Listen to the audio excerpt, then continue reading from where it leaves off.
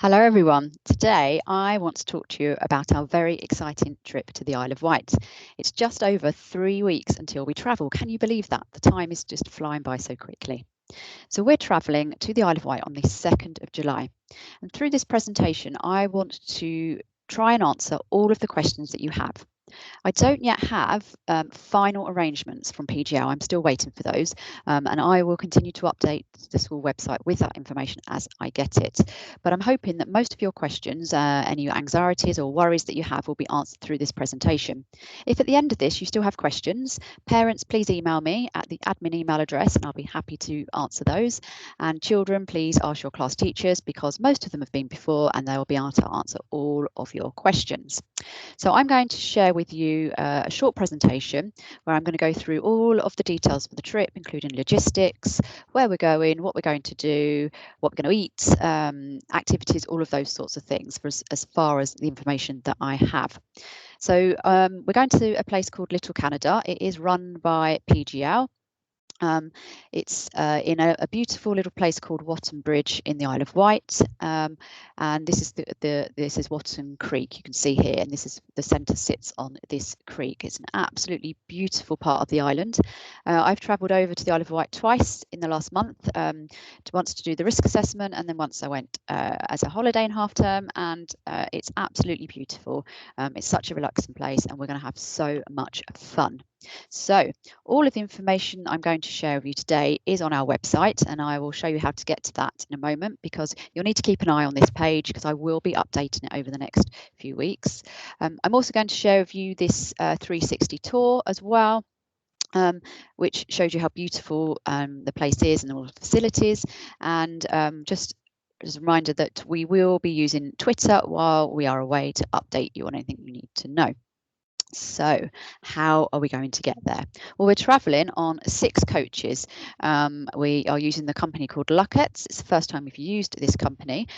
They have been selected by PGL. They have a thorough risk assessment in place, and they are safe coaches. So we'll be travelling on 6 coaches, 3 for year 5 and 3 for year 6, because we are taking 221 children and 24 members of staff. We'll be leaving school mid-morning. We don't have a final collection time yet. It's going to take us a while to load the coaches.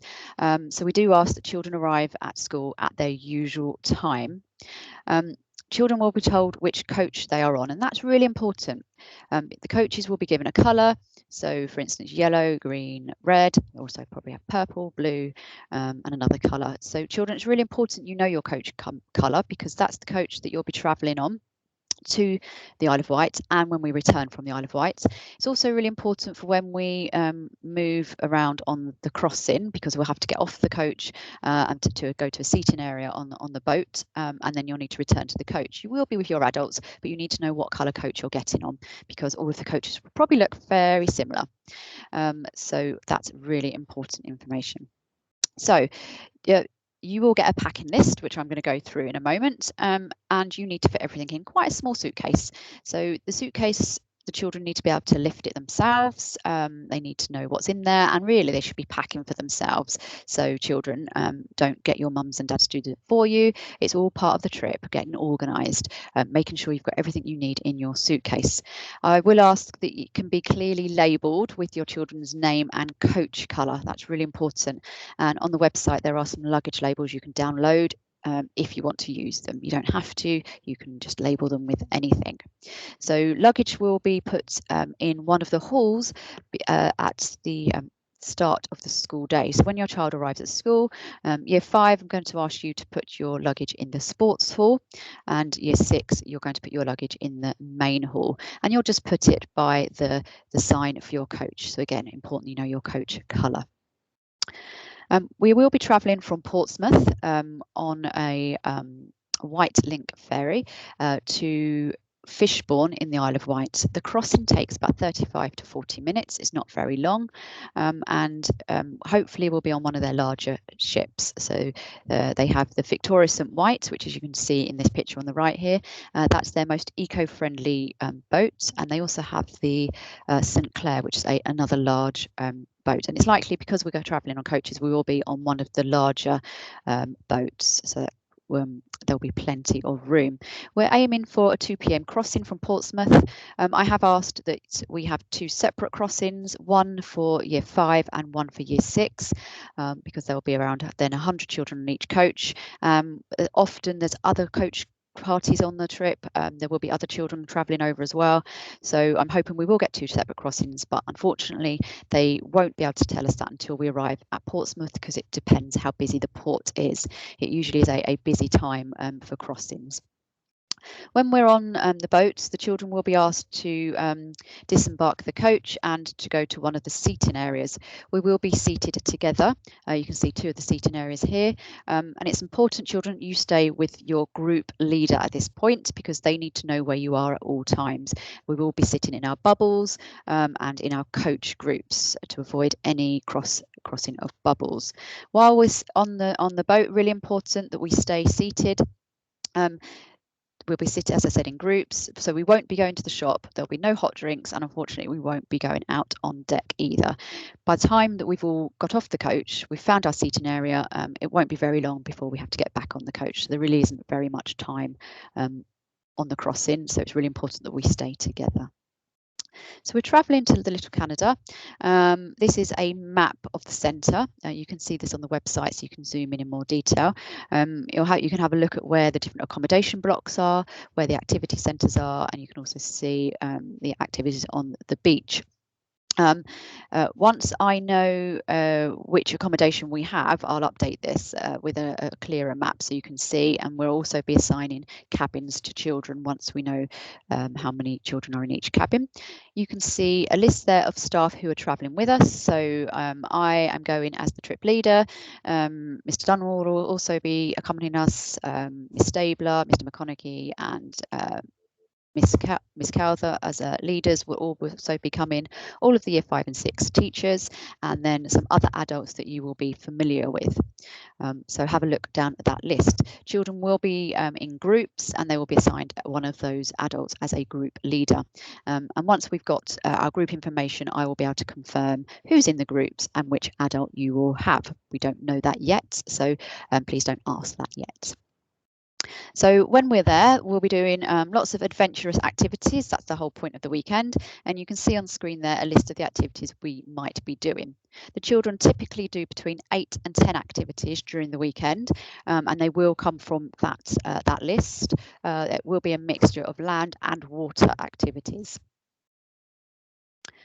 So once our activity programme is confirmed, I will share that and I will upload that to the website.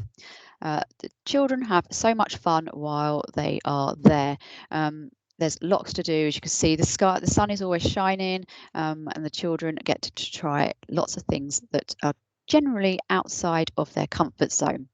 Children are encouraged to take part in every single activity, and I know there will be some children, some of you won't want to do some of the activities, and all I'm going to ask of you is that you just push yourself a little bit outside your comfort zone. It might be that we ask you to climb just a little bit higher, or it might be that we ask you to just to try something. Again, if you've had the opportunity to do it and you turn it down, we might ask you again to try it, because our job as adults is to make sure that you come back from this weekend feeling that you've accomplished something and that you have had fun, and that you've pushed yourself and you've really tried hard. We're going to be really thinking about our values throughout the weekend, and resilience is one of the values that we are going to need to have. If at any point there's an activity that your child or you really don't want to do, then we're not going to force you to do that. That's okay. But as I said, we're just going to ask you to maybe just move outside your comfort zone. We'll probably be in activity groups of 12. That's what the PGL Centre have told us.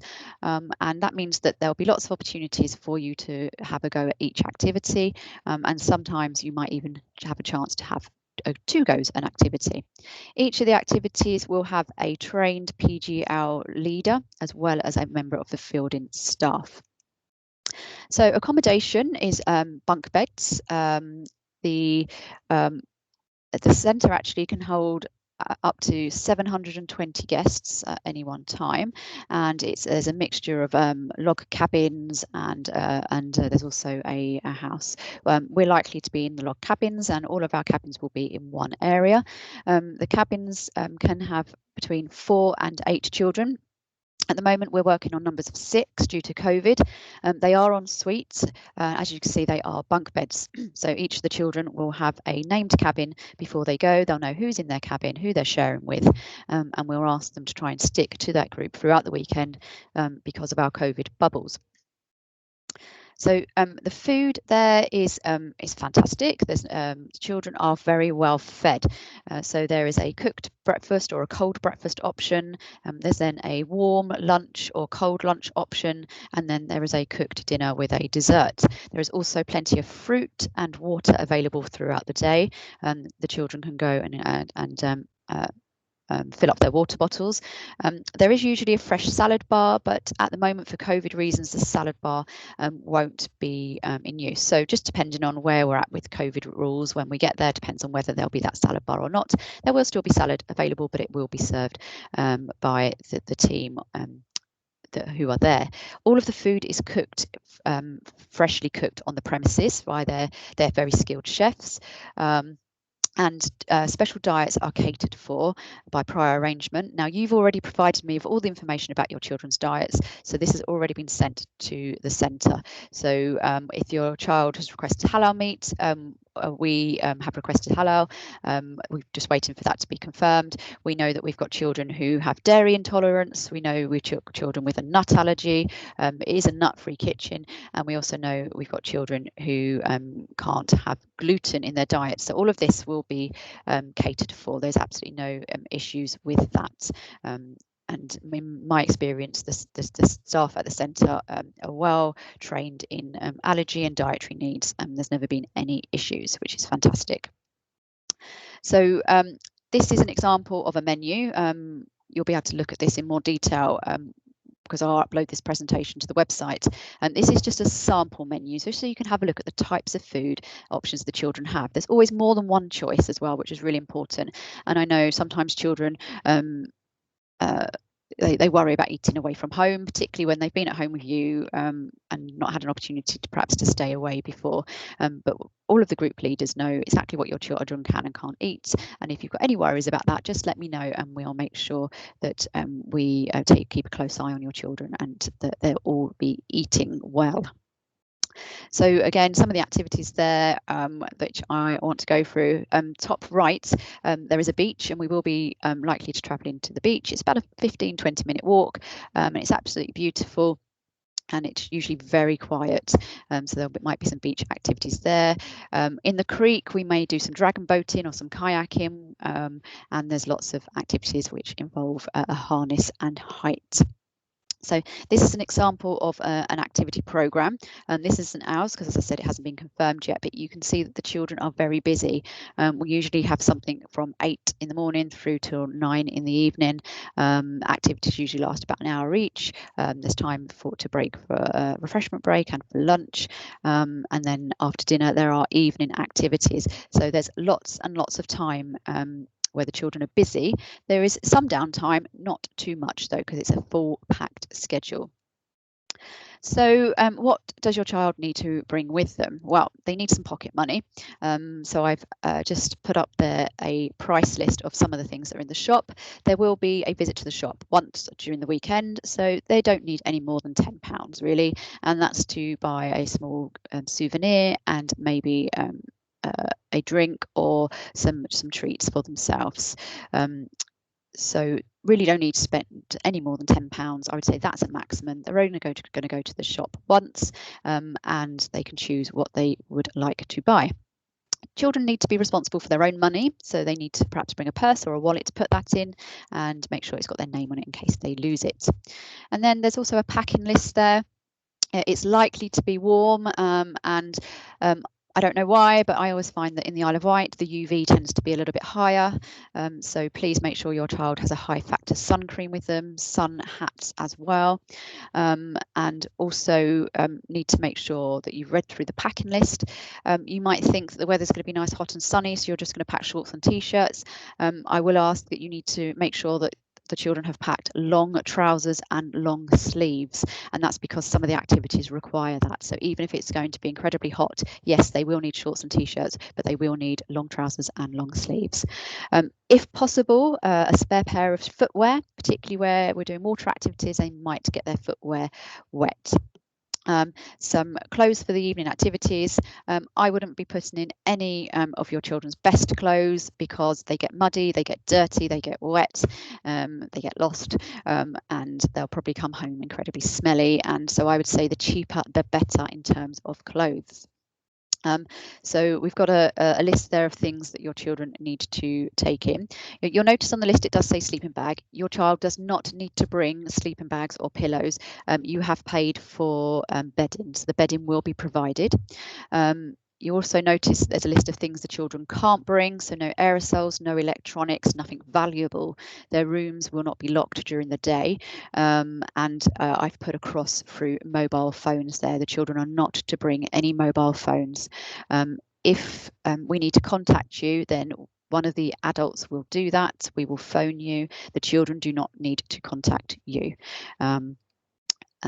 We also add into this list that the children need to bring hand sanitizer, their own pack of tissues, and if they are over 11, a face covering because they will need to wear it on the crossing.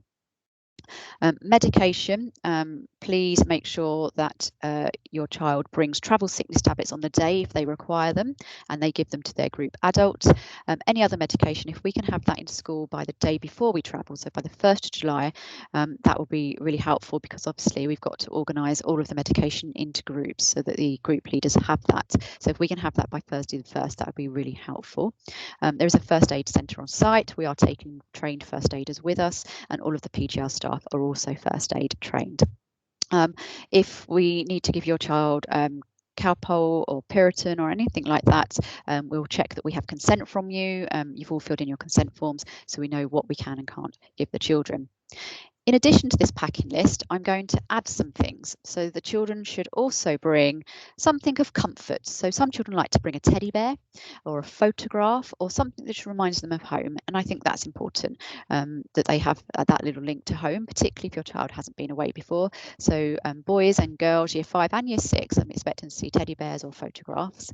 I'd also say that they might want to bring a notepad and a pen if they want to do some writing, write things down, or they might want to bring a magazine or a book to read for some of those times where they have a little bit of downtime. The children, as I said, need to have their luggage in a suitcase, but they're also going to need a day bag. So in their day bag, it's what they carry on to the coach with. And I'm going to update this slide actually before I publish it. So in their day bag, they need to have a water bottle. They need to have a packed lunch for the day that we travel. They need to have their hand sanitizer, their face covering, and their tissues. So I'll update this slide when I publish it to make sure that all of those things are included. They also use this day bag when they're moving around the centre. So each day they'll be told what they need for their activities and what to put into their day bag.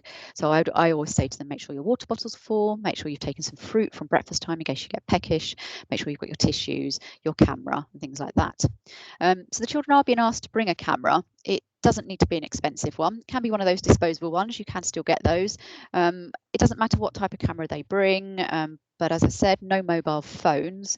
So it will need to be a separate camera, and you'll just need to think about that if they want to capture images from the weekend. And again, they are responsible for this, so they need to look after it.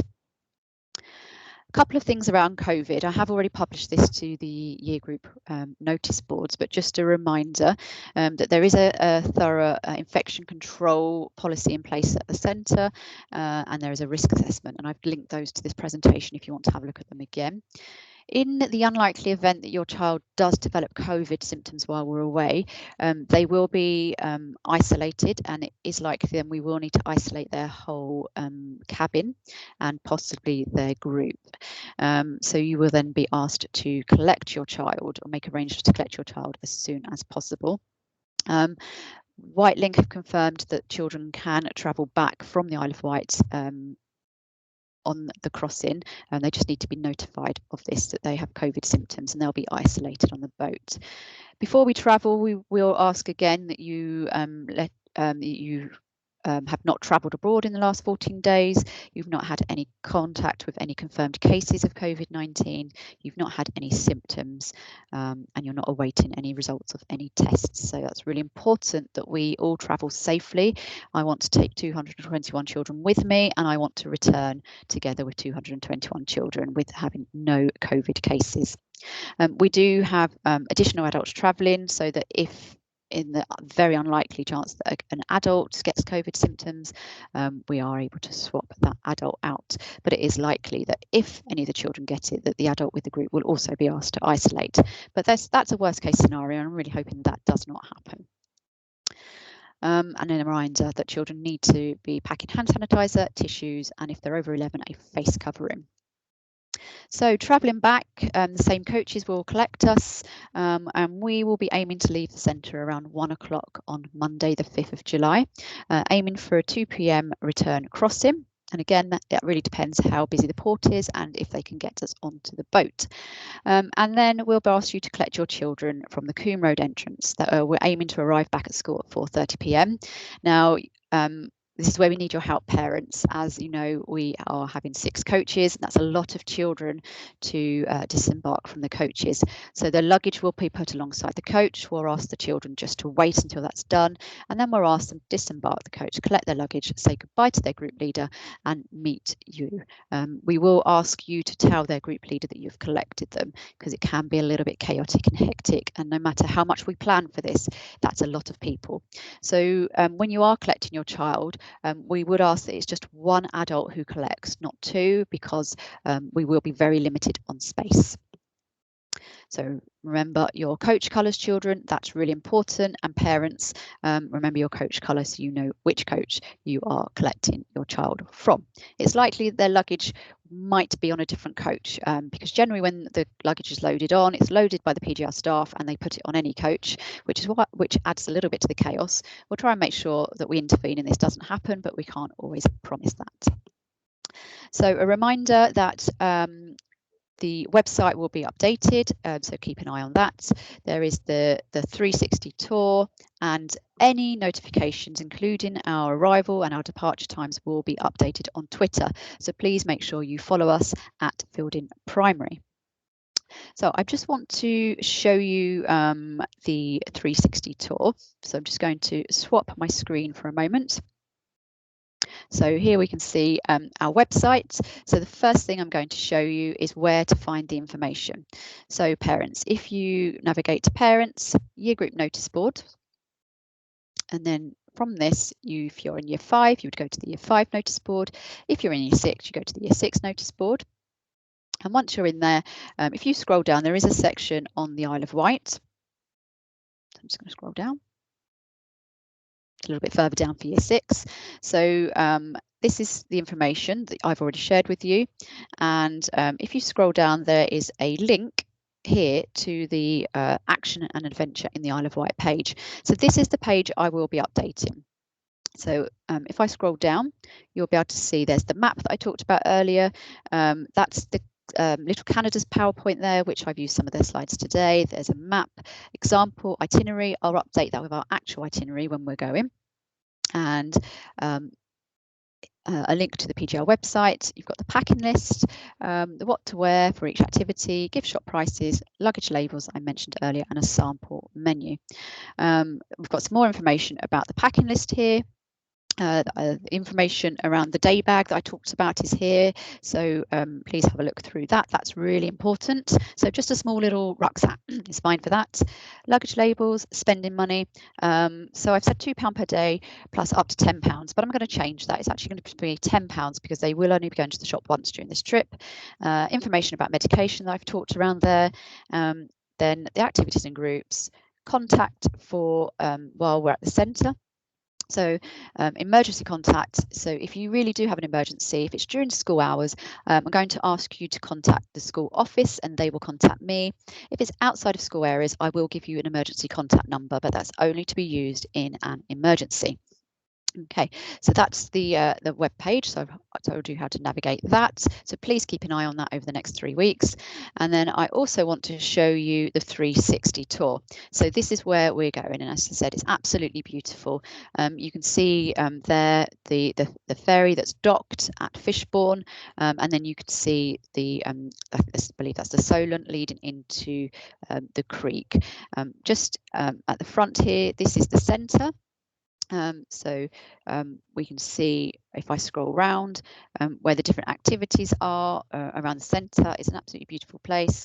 We've got the main area here, which hosts the dining hall.